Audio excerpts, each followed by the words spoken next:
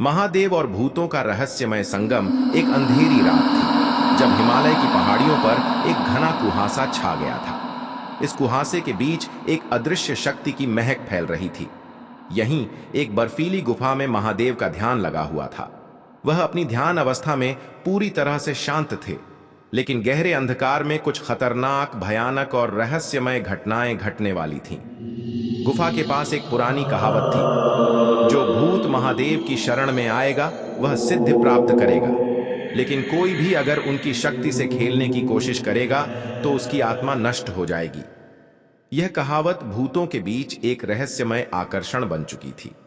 चंद्रमा के प्रकाश में कुछ भूत प्रेतों ने गुफा के पास आकर अपनी उपस्थिति दर्ज कराई। ये भूत न केवल खतरनाक थे, बल्कि उनके चेहरों पर विकृतता और भयंकरता की छाया साफ दिखाई देती थी। उनके जलते हुए आंखें और कटा-फटा चेहरा किसी को भी डर से कांपने पर मजबूर कर देते थे। मगर इन भूतों का एक उद्देश्य था, महादेव की कृपा प्राप्त करना। इनमें से एक भूत, जिसे लोग काल भैरव के नाम से जानते थे, उसने अपने साथियों से कहा, हमें महादेव को प्रसन्न करना है। हम उनके सामने सिर झुकाएंगे और यदि उन्होंने हमें सिद्धि दी तो हम उनका नाम पूरे ब्रह्मांड में फैलाएंगे। वे सभी भूत धीरे धीरे गुफा में महादेव के पास पहुंचे। उनका चेहरा भयावह था, लेकिन उनके दिल में एक अलग ही उद्देश्य था। उन्होंने महादेव के सामने गिरे हुए तलवारों और भाले के साथ अपनी श्रद्धा अर्पित की। उनका विश्वास था कि महादेव के आशीर्वाद से वे सब शक्तिशाली हो सकते हैं। महादेव की आंखें अचानक खुली और उनका चेहरा भयंकर हो गया। उनके चेहरे से एक अजीब सी आग का तूफान उभरा। गुफा की दीवारें कांपने लगीं और हवा में एक खौफनाक सन्नाटा फैल गया।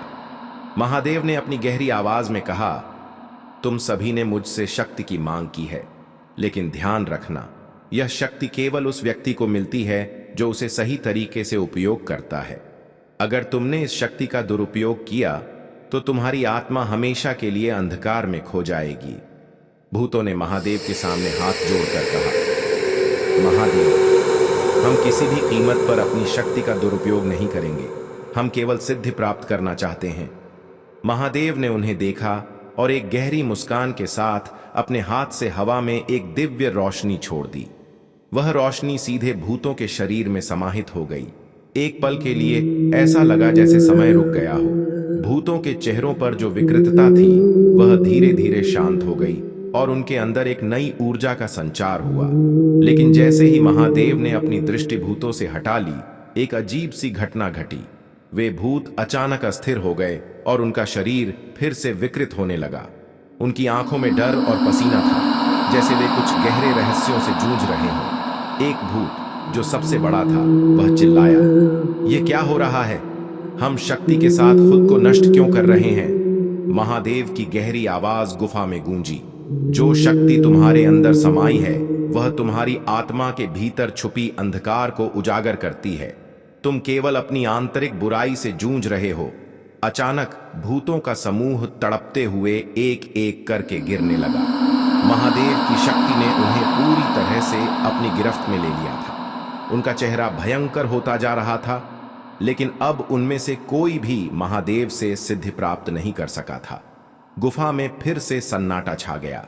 महादेव ने अपनी आंखें बंद कीं और एक रहस्यमय मुस्कान के साथ कहा, शक्ति का सही उपयोग ही असली सिद्धि है। जो इस सत्य को समझेगा वह कभी भी अंधकार में नहीं जाएगा। गुफा में भूतों का अस्तित्व खत्म हो चुका था और महादेव की उपस्थिति में एक चुप्पी फैल गई, जो गहराई से रहस्यमय थी।